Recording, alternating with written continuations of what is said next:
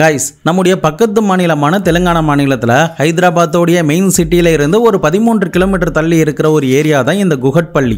இந்த குகட்பள்ளியில சங்கீத் நகர் என்ற பகுதியில் ஒரு வாடகை வீட்டில் தான் கிருஷ்ணா மற்றும் ரேணுகா வாழ்ந்துகிட்டு வந்திருக்காங்க. இவங்களுக்கு 2 பிள்ளைகள். முதலாவதா 10 வயது நேர்ந்த சகஸ்கரா, இரண்டாவதா 8 வயது நேர்ந்த சரண். இதுல கிருஷ்ணா அப்படின்றவர் பக்கத்துல லோக்கல் மெக்கானிக் ஷெட்ல வேலை பார்க்கிறாரு. அவருடைய மனைவியான ரேணுகா அதே ஏரியாவில் இருக்கக்கூடிய ஒரு பிரைவேட் ஹாஸ்பிட்டல்ல லேப் டெக்னீஷியனா வேலை பார்த்துக்கிட்டு வராங்க. என்னதான் குறைஞ்ச சம்பளம் இவங்களுக்கு கிடைச்சாலுமே சந்தோஷமான ஒரு நிம்மதியான வாழ்க்கை தான் அந்த வாடகை வீட்டில் இவங்க வாழ்ந்துகிட்டு வராங்க. இவங்க வசிச்சுக்கிட்டு இருக்கிற அந்த வாடகை வீட்டோடைய போட்டோவை நான் உங்களுக்கு டிஸ்பிளேல காட்டுறேன். இந்த வீட்டை உங்களுக்கு பார்க்கும் போதே தெரியும், அந்த ஏரியாவுடைய கார்னர்ல தான் அமைஞ்சிருந்திருக்கு. அப்படி அமைஞ்சிருக்கிற இந்த வீட்டோடைய கிரவுண்ட் ஃப்ளோர்ல தான் ஹவுஸ் ஓனர் தங்கியிருக்காரு. இந்த கிருஷ்ணா மற்றும் ரேணுகாவும் செகண்ட் ஃப்ளோர்ல வாடகைக்கு தங்கியிருக்காங்க. மேற்கொண்டு சில பேரும் அந்த வீட்டில் வாடகைக்கு கூட தங்கியிருக்காங்க. இதுல கிருஷ்ணாவுடைய மகளான சகஸ்கரா கென்ட்ரியா வித்யாலயா ஸ்கூல்ல 5ஆம் வகுப்பு படிக்கிறாங்க. மகனான சரண் வந்து அவங்களுடைய வீட்டில் இருந்து கொஞ்சம் தூரம் நடந்தே போனா ராவ் ஹை ஸ்கூல்னு ஒரு பள்ளிக்கூடம் இருக்கு. இந்த பள்ளிக்கூடத்துல அந்த தம்பி 3ஆம் வகுப்பு படிச்சுக்கிட்டு வராரு. எப்போதுமே கணவன் மனைவி காலை நேரத்துல கொஞ்சம் சீக்கிரமா எழுந்து வீட்டு வேலைகள் எல்லாம் பார்த்துட்டு தங்களுடைய குழந்தைகளை பள்ளிக்கூடம் கிளப்புறத ரொம்பவே பரபரப்பா பார்ப்பாங்க. அதுக்கப்புறம் அவங்க 2 பேருமே வேலைக்கு கிளம்பி போயிடுவாங்க. இதுதான் அவங்களுடைய அன்றாட ரொட்டீனாவும் இருந்திருக்கு. அதே மாதிரி தான் ஆகஸ்ட் 18, 2025ஆம் தேதியுமே ஒரு நார்மலான நாளாக தான் நமக்கு இருக்க போகுதுன்னு நினைச்ச அந்த குடும்பத்தார்களுக்கு ஒரு பெரிய ஏமாற்றமும் ஒரு பெரிய இடியும் வந்து விழப்போகுது அப்படிங்கிறத அவங்க கனவுல கூட நினைச்சு பார்க்கல.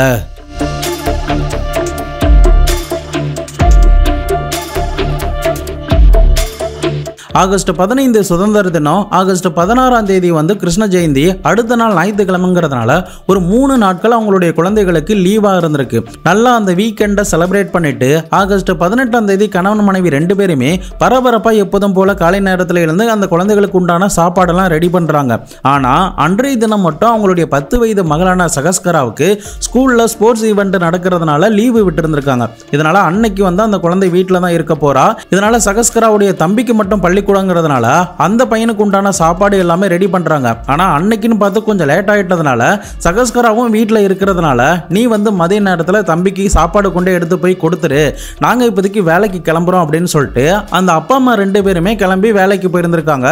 இந்த 8 வயது தம்பியும் வந்து பக்கத்தில் இருக்கிற அந்த ராவ் ஹை ஸ்கூலுக்கு பள்ளிக்கூடம் போயிருந்திருக்கான். மறுபக்கம் சகஸ்கராவும் மதியம் 12 மணிக்கு தானே தம்பிக்கு சாப்பாடு கொடுக்க போறோம்னு சொல்லிட்டு அவங்க ரிலாக்ஸா டிவி பார்த்துக்கிட்டு இருந்திருக்காங்க.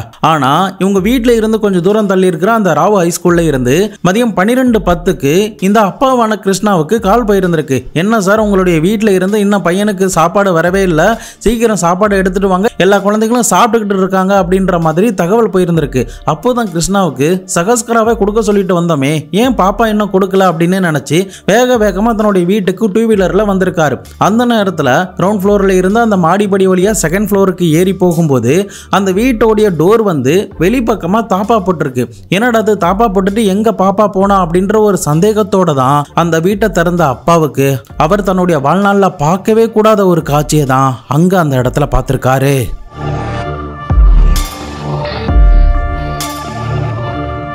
எஸ், அவருடைய அந்த ஆசை மகளான 10 வயது நிறந்த சகஸ்கரா கொடூரமான முறையில் கத்தியால குத்தப்பட்ட நிலையில அந்த இடத்துல மர்மமான முறையில் இறந்து கிடக்குறாங்க.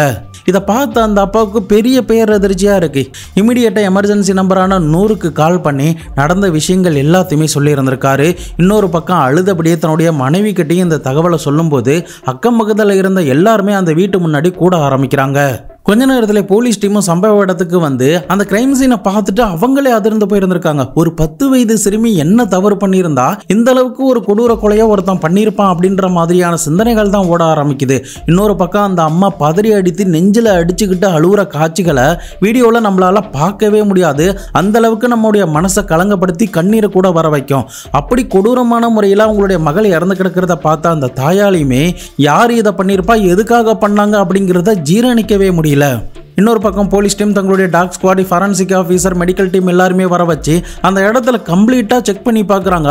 ஆனால் அவங்களுக்கு ஒரு பொட்டு எவிடன்ஸ் கூட கிடைக்கல. கீழே வந்து என்னதான் சிசிடிவி இருந்தாலுமே அந்த சிசிடிவி காட்சிகளை போலீஸ் ஆஃபீஸர் செக் பண்ணாலுமே எந்த ஒரு தடையுமே, அதாவது 3rd பர்சன் வீட்டுக்குள்ளே வந்துட்டு போன மாதிரியான எந்த ஒரு தடையுமே அவங்களுக்கு கிடைக்கவே இல்லை. எப்போதுமே ஹவுஸ் ஓனர் வந்து கிரவுண்ட் ஃப்ளோரில் தான் இருப்பார்.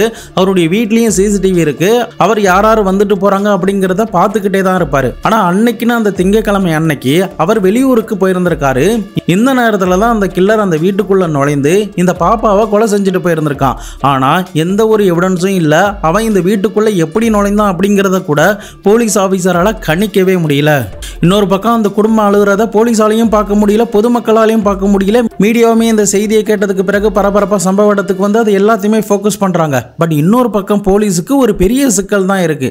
ஏன்னா டெக்னிக்கலி அவங்களுக்கு எந்த ஒரு எவிடன்ஸுமே இல்லை. ஃபிங்கர் பிரிண்டோ, ஃபுட் பிரிண்டோ, சிசிடிவி எவிடன்ஸோ அப்படின்னு எதுவுமே கிடைக்கல. அது ஒரு பெரிய ஏரியா, பரபரப்பான மக்கள் நடமாட்டம் இருக்கக்கூடிய ஏரியா அப்படிங்கிறதுனால செல்போன் டவர்ஸை வச்சு கூட அவங்களால கண்டுபிடிக்க முடியாது. இப்படி எந்த டெக்னிக்கல் எவிடன்ஸுமே இல்லாம தான் இந்த வழக்கோடைய விசாரணையை போலீஸ் ஆஃபீஸர் கையில் எடுக்கிறாங்க. கிரைம் சீனை வந்து பார்த்த எஸ்பி, டிஎஸ்பி இந்த வழக்கை விசாரணை பண்றதுக்காக 5 டீமை ஃபார்ம் பண்றாங்க. இன்னொரு பக்கம் தேவையான எவிடன்ஸ்லாம் கலெக்ட் பண்ணதுக்கு பிறகு இறந்து போன அந்த சிறுமியோடைய சடலத்தை மீட்டு பிரேத பரிசோதனைக்கு அனுப்பி வைக்கிறாங்க. அப்போ மருத்துவர்கள் செக் பண்ணி பார்த்துட்டு இந்த குழந்தையுடைய தொண்டையில மட்டும் 7 வெட்டுக்காயம் விழுந்திருக்கு சார். அது மட்டும் இல்லாம அந்த 7 காயத்தையும் சேர்த்து மொத்தம் 18 கத்தி குத்து காயம் அந்த உடம்புல காணப்படுது. இதை தவிர இறக்கிறதுக்கு முன்னாடி கழுத்தை நெரிச்சு கொலை பண்றதுக்கு முயற்சி பண்ண மாதிரியான சில தடயங்கள் கூட தெரியுது அப்படின்னு மருத்துவ ரிப்போர்ட்ல தெரிய வர ஆரம்பிக்குது. இன்னொரு பக்கம் போலீஸ் ஆபீசர் பைத்தியம் பிடிச்ச மாதிரி அந்த கில்லர் எப்படி இந்த வீட்டுக்குள்ள வந்திருப்பான், யாரு என்ன அப்படிங்கிறத கண்டுபிடிக்கிறதுக்காக தீவிர விசாரணைகள்ல ஈடுபட ஆரம்பிக்கிறாங்க. இப்போ சம்பவம் நடந்த தேதியான அந்த ஆகஸ்ட் 18ஆம் தேதி அந்த ஏரியாக்குள்ள யாராவது சந்தேகப்படுற மாதிரியான ஆள் நடமாட்டம் இருந்துச்சா அப்படின்னு பக்கத்தில் இருக்கிற ஆட்டோ ஸ்டாண்டு, பக்கத்தில் இருக்கிற கடைகள் எல்லாம் போயிட்டு விசாரிக்க ஆரம்பிக்கிறாங்க. இன்னொரு பக்கம் சகஸ்கராவை கடைசியாக உயிரோட பார்த்ததுன்னா 8:45 மணி ஆகல. அதுக்கப்புறம் 12 மணிக்கெல்லாம் கிருஷ்ணாவுக்கு ஃபோன் போயிருந்திருக்கு. இடைப்பட்ட இந்த நேரத்துக்குள்ள தான் சகஸ்கராவை யாரோ கொலை பண்ணியிருக்காங்க அப்படின்னு சொல்லிட்டு இந்த பர்டிகுலர் டைம்ல மெயினாக 9 to 12க்குள்ள யாரெல்லாம் அந்த ஏரியாவில் வீடுகளில் இருந்தாங்களோ அவங்க எல்லார்கிட்டயுமே ஒரு டீம் வந்து ஸ்பெஷலா விசாரிக்க ஆரம்பிக்கிறாங்க. இப்படி பல விசாரணைகள் நடந்துகிட்டே இருக்கும்போது தான் ஒரு முக்கியமான ஒரு ஆள் மேல போலீஸ் ஆபீசருக்கு ஒரு சந்தேகம் மேல ஆரம்பிக்குது.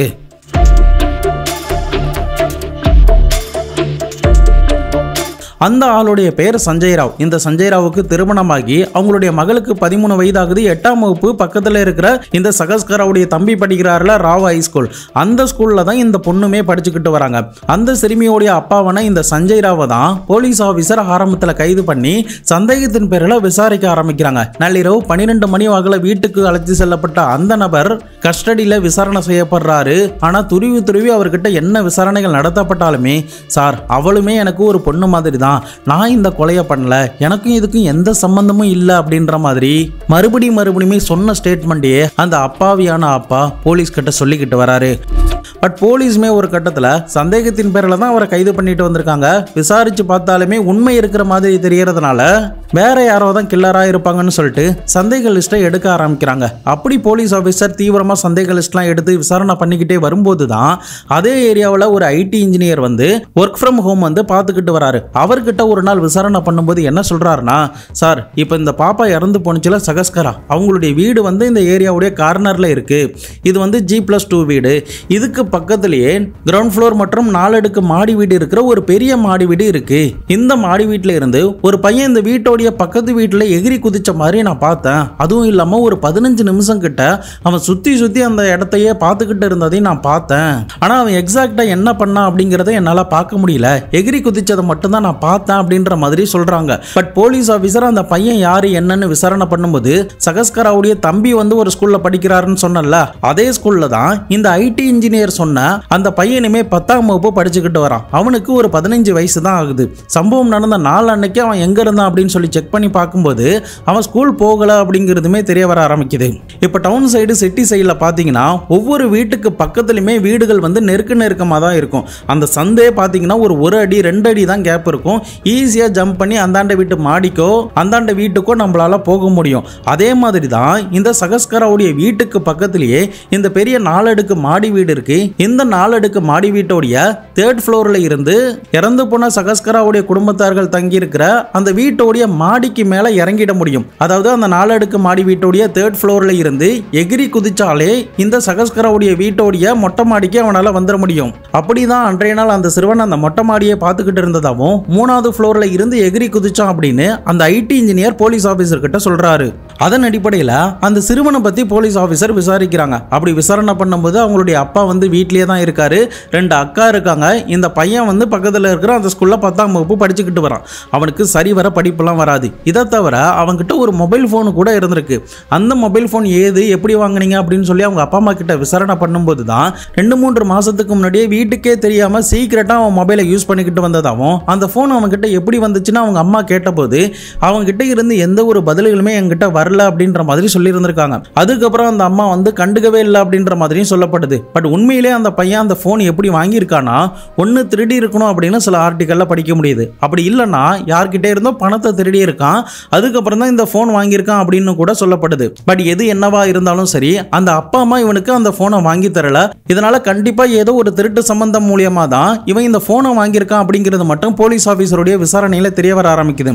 இப்போ போலீஸ் ஆஃபீஸர் இந்த கொலை நடந்த வீட்டையும் பக்கத்தில் இருக்கிற அந்த வீட்டையும் செக் பண்ணி பார்க்குறாங்க. ஈஸியாக எகிரி குதிக்கிற மாதிரி எல்லா பாசிபிலிட்டிஸும் இருக்கிறதுனாலையும் அந்த இடத்துல எந்த ஒரு சிசிடிவி காட்சிகளுமே இல்லை.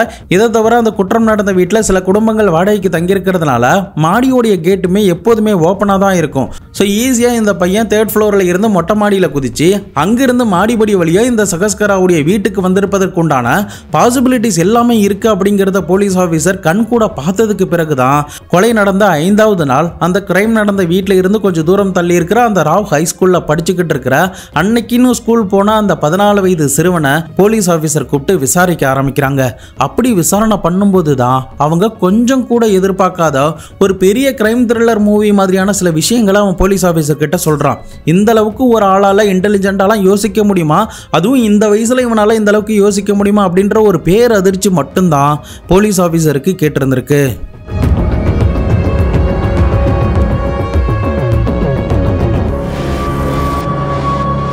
அந்த 14 வயசு பையன்கிட்ட போலீஸ் ஆஃபீஸர் துருவி விசாரிக்கிறாங்க. அப்படி விசாரணை பண்ணும்போது போலீஸை வந்து மிஸ்லீட் பண்ணுறதுக்கு என்னென்னலாம் பண்ணுவாங்களோ அந்த மாதிரி அந்த வயசுலேயே ஸ்மார்ட்டாக பண்ண ஆரம்பிக்கிறான். இதை தவிர இந்த கிரைம் நடந்த போலீஸ் ஆஃபீஸரை வந்து எந்த எவிடன்ஸுமே கிடைக்காம அந்த 5 நாள் பைத்தியம் பிடிச்சி இருந்த நேரத்தில் கூட இறந்து போன சகஸ்கராவுடைய வீட்டுக்கு போயிட்டு சகஸ்கராவுடைய தம்பிக்கு சில ஆறுதல்லாம் சொல்லிட்டு வந்திருக்கான். இதை தவிர அப்பப்போ அந்த வீட்டில் என்னென்ன நடக்குது அப்படிங்கிறத பக்கத்து வீட்டில் இருந்து கீழே இறங்கி வந்து பார்த்துக்கிட்டு நோட்டமிட்டுக்கிட்டே தான் இருந்திருக்கான். போலீஸ் ஆஃபீஸருடைய சந்தேக லிஸ்ட்ல கூட அவன் ஏற்கனவே இருந்திருக்கான். ஆனா 14 வயசு பையன் இதை எப்படி பண்ணிருப்பான் அப்படின்ற ஒரு சின்ன அனுதாபமும் இறக்கமும் இருந்ததுனால தான் அவன் 5 நாட்கள் போலீஸ் கண்ணுல விரல விட்டு ஆட்டிட்டு ஈஸியா எஸ்கேப் ஆகி இருந்திருக்கான். ஆனால் கஸ்டடியில் எடுத்து விசாரணை பண்ணும்போது தான் அவன் எவ்வளோ பெரிய கோளாறுன்னே தெரிய வருது. அவன்கிட்ட விசாரணை பண்ணும்போது அவன் என்ன சொல்கிறான்னா, இவன் தங்கி இருக்கிற அந்த ஏரியா, அதாவது அந்த வீடு இருக்குல்ல, 2 பக்கமும் நெருக்கமாக வீடு இருக்கும். இந்த சந்தில் தான் எப்போதுமே வந்து அந்த ஸ்ட்ரீட்டில் இருக்கிற குழந்தைகள் வந்து கிரிக்கெட் விளையாடுவாங்க. அப்படி தான் இந்த சகஸ்கராவுடைய தம்பியான 8 வயது நிறந்த சரண் கிட்ட ஒரு MRF பேட் இருக்கு. அந்த பேட்டை எடுத்துகிட்டு வந்து இந்த பையன் எப்போதுமே இந்த தெருவில் விளையாடுவான்.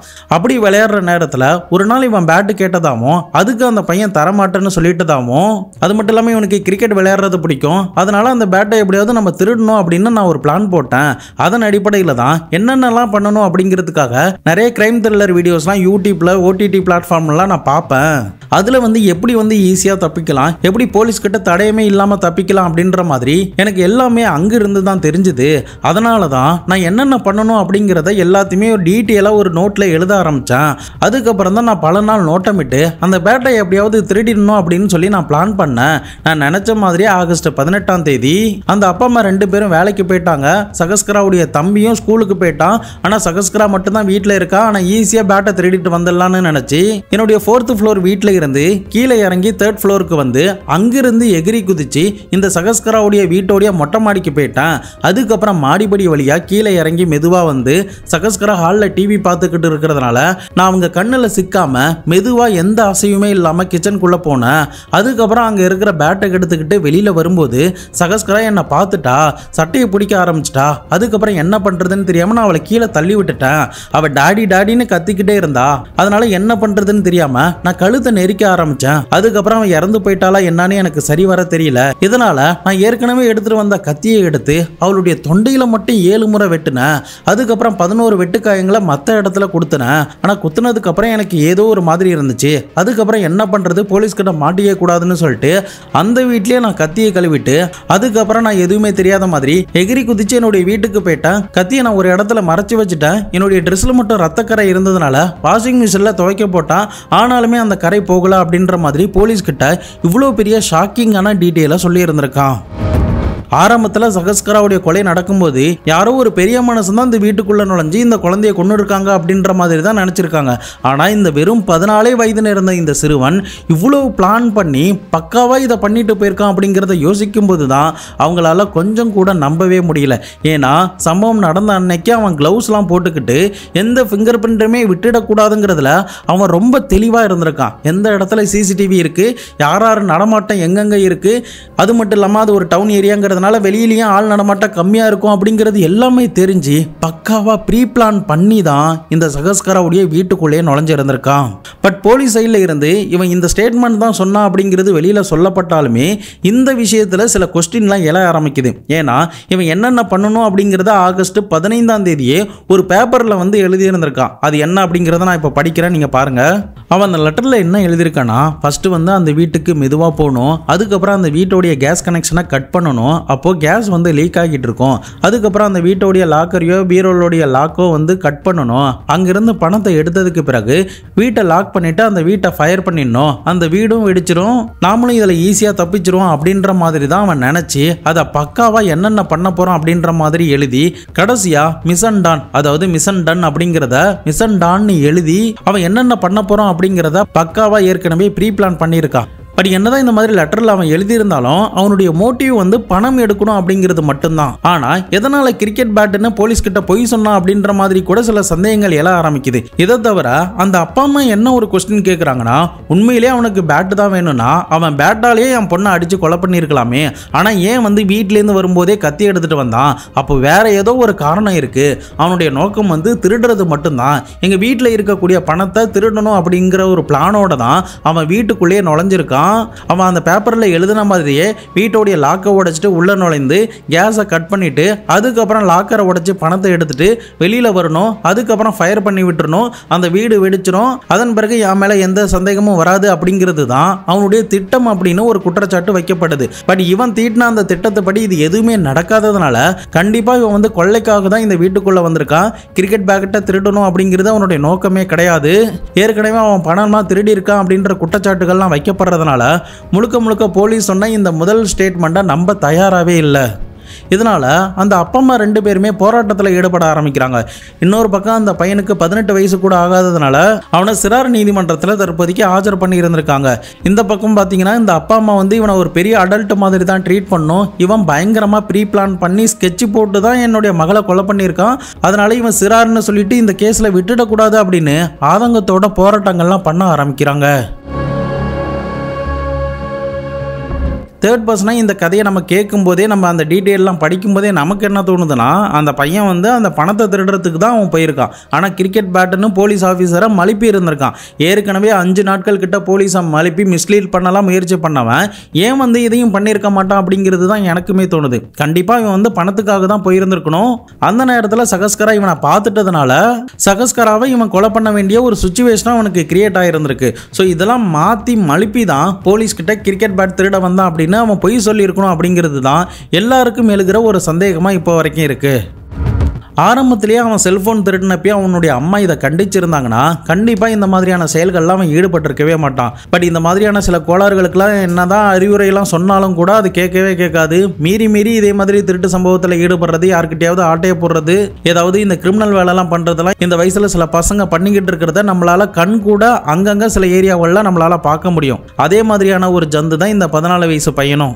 அதனால இவனுக்கு எந்த ஈவு இறக்குமே காட்டக்கூடாது. என்னதான் இவன் வந்து 14 வயசுன்னு சொன்னாலுமே, இந்த வயசுல அவன் தெரியாம பண்ணிட்டான்னு நினைச்சாலுமே அவன் இந்த கொலையை வந்து ப்ரீ பிளான் பண்ணி தான் பக்காவா பண்ணியிருக்கான். போலீஸுக்கு ஃபிங்கர் பிரிண்டோ எந்த இடத்துல சிசிடிவி இருக்கு அப்படிங்கிறது எல்லாமே அவனுக்கு தெரிஞ்சிருந்திருக்கு. ஸோ எல்லாம் தெரிஞ்சுதான் இவன் 5 நாள் வரைக்குமே போலீஸ் கிட்டையுமே எதுவுமே சொல்லாம இந்த மாதிரி உலாவிக்கிட்டே இருந்திருக்கான். தற்போதைக்கு இந்த வழக்கு நடந்துகிட்டு இருக்கு. அடுத்தடுத்து என்னென்ன தகவல்கள் வரப்போகுது அப்படிங்கிறத நம்ம பொறுத்து இருந்து பார்க்கலாம். ஒவ்வொரு பெற்றோர்களுமே தங்களுடைய குழந்தைகளை எந்த மாதிரியான படங்கள் பார்க்குறாங்க, எந்த மாதிரி விருப்பப்படுறாங்க அப்படிங்கிறத நம்ம எல்லாருமே கவனிச்சே தான் ஆகணும். ஏன்னா இந்த டீனேஜ் பருவத்தில் தான் இந்த மாதிரியான கிரைம்லாம், இந்த மாதிரி மனநிலை தடுமாற்றம்லாம் வரும். ஸோ இந்த நேரத்தில் தான் நம்ம பெற்றோர்கள் உறுதுணையாக இருந்து ஒரு ஃப்ரெண்ட்லி பாண்டிங்கை உருவாக்கி அவங்க என்னென்ன பண்ணுறாங்க அப்படிங்கிறத நம்ம ஃபோக்கஸ் பண்ணியே ஆகணும்.